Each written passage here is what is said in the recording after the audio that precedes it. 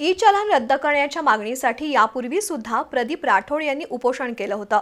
त्यावेळी परिवहन मंत्र्यांनी तोडगा काढण्याचं आश्वासन दिलं, पण प्रत्यक्षात शासनाने कोणताही निर्णय घेतलेला नाही। या विरोधात कोल्हापूर जिल्हा वाहतूकदार संघटनेचे प्रदीप राठोड यांनी 15 ऑगस्ट पासून पुन्हा आमरण उपोषण सुरू केलंय। आज या उपोषणाचा 8वा दिवस होता। आज राज्यभरातील विविध वाहतूकदार संघटनांच्या प्रतिनिधींनी कोल्हापुरात येऊन राठोड यांच्या उपोषणाला पाठिंबा व्यक्त केला। वाहतूकदारांवरील थकीत दंड पूर्णपणे माफ करावा आणि जाचक ई चलन प्रणाली कायमची रद्द करण्याच्या मागणीसाठी कोल्हापूर जिल्हा बस वाहतूकदार संघटनेच्या पुढाकारातून प्रदीप राठोड यांनी जुलै महिन्यात आमरण उपोषण केलं होतं। मात्र पालकमंत्री प्रकाश आंबेडकर आणि आमदार अमल महाडिक यांनी शिष्टाई करत राज्याच्या परिवहन मंत्र्यांसोबत बैठक घडवून आणली।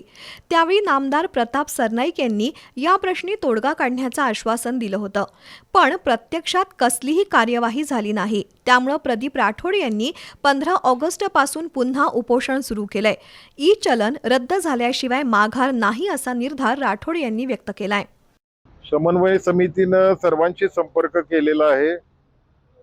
पालकमंत्री दौऱ्यावर बिझी आहेत। परिवहन आयुक्तांना पण निरोप दिलेला आहे। त्यांचा निरोप घेऊन हे आमचे प्रादेशिक परिवहन अधिकारी इथं येतात, एखादा कागद घेऊन येतात आणि सांगतात उपोषण मागे घ्या। त्या कागदामध्ये काहीतरी कुठला तरी अहवालाचं कुठलं तरी हे देतात आणि त्या अहवालाच्या आधारावर उपोषण मागे घेण्याचं विनंती करतात। भावनिक सांगतात की तुमच्या तब्येतीची काळजी आहे। माझ्या तब्येतीपेक्षा हा जो दंड आहे, हा वाहतूकदारांवर लावलेला दंड आहे, ह्याच्यामध्ये वाहतूकदार गळफास घेतील, आत्महत्या करतील, ह्याचा त्यांनी विचार करावा अशी माझी त्यांना विनंती आहे। सलग 8 दिवस उपोषण सुरू असूनही पालकमंत्री किंवा परिवहन मंत्र्यांनी दखल घेतलेली नाही। त्यामुळे आज राज्यभरातील विविध वाहतूकदार संघटनेच्या पदाधिकाऱ्यांनी कोल्हापुरातील प्रादेशिक परिवहन कार्यालयासमोर सुरू असलेल्या राठोड यांच्या आमरण उपोषणाला पाठिंबा जाहीर केला।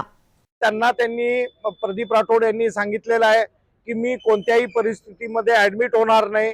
त्यांनी माझे प्राण गेलं तरी बेहत्तर, मी काही याच्या समोर झुकणार नाही असं त्यांनी सांगितलेलं आहे। याबाबतची लेखी नोटीस जिल्हाधिकाऱ्यांना आम्ही आंदोलनापूर्वी दिलेली होती आणि जे काही घडेल आणि जे काही होईल त्यांच्या प्राणावरती बेतलं गेलं तर त्याला हे प्रशासन, प्रादेशिक परिवहन अधिकारी, परिवहन आयुक्त, जिल्हाधिकारी, तसंच या जिल्ह्याचे पालकमंत्री, परिवहन मंत्री आणि मुख्यमंत्री असतील याची आम्ही या ठिकाणी घोषणा करत आहोत। पुण्यातील महाराष्ट्र राज्य बस वाहतूकदार संघटनेचे प्रसन्न पटवर्धन, महाराष्ट्र वाहतूकदार महासंघाचे अध्यक्ष प्रकाश गवळी, नांदेडचे अनिल शर्मा, धुळ्याचे गोविंद ठाकरे, अतुल बागुल यांनी आज कोल्हापुरात आंदोलनस्थळी उपस्थिती लावली आणि सर्वाधिक कर देणाऱ्या वाहतूकदारांच्या प्रश्नाकडे राज्य सरकार दुर्लक्ष करत असल्याबद्दल नाराजी व्यक्त केली। आणि जे काही घडायचं ते वाईटच घडत चाललेलं आहे।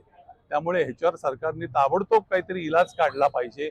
जुनी चलनं जी आहेत ती माफ केली पाहिजेत आणि जी चुकीची चलनं झालेली आहेत ती लेटेस्ट जरी असतील तरी ती माफ केली पाहिजेत आणि त्याशिवाय हा मुद्दा सुटणार नाही। गेले काही महिने वेगवेगळ्या ठिकाणी वेगवेगळी आंदोलनं झाली, लोकांनी खूप मोठा संघर्ष केला, लोक जेलमध्ये सुद्धा गेले। असं होऊन सुद्धा जर का सरकारचं लक्ष जात नसेल तर आपण खरोखरच लोकशाहीत आहोत का असा प्रश्न निर्माण होतो। त्यामुळे ह्याच्यावर ताबडतोब आमची अशी रिक्वेस्ट आहे की ताबडतोब ह्याच्यावर काहीतरी ऍक्शन घ्यावी। एक ठाम निर्णय आम्हाला सगळ्यांना मिळायची आवश्यकता आहे, नाही तर वाहतूकदारांच्या मध्ये अत्यंत मोठ्या प्रमाणात असंतोष आहे, तो कधी उफाळून येईल हे सांगता येत नाही।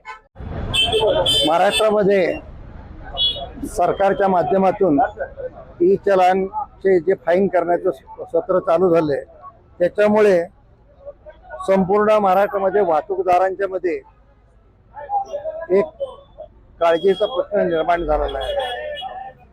कारण याच्यामध्ये वाहतूकदारांचे एवढं नुकसान होतंय की त्यामुळे वाहतूकदार मेटाकुटीला आलेले आहेत। आज महाराष्ट्रामध्ये जर आपण विचार केला तर 5 कोटीच्या वर याची चलनं पेंडिंग आहे त्याची चलनं, आणि त्याच्यामुळं वाहतूकदारांना भरायला पैसे सुद्धा नाही आहेत, म्हणजे एवढा व्यवसाय सुद्धा नाही आहे। वास्तविक हे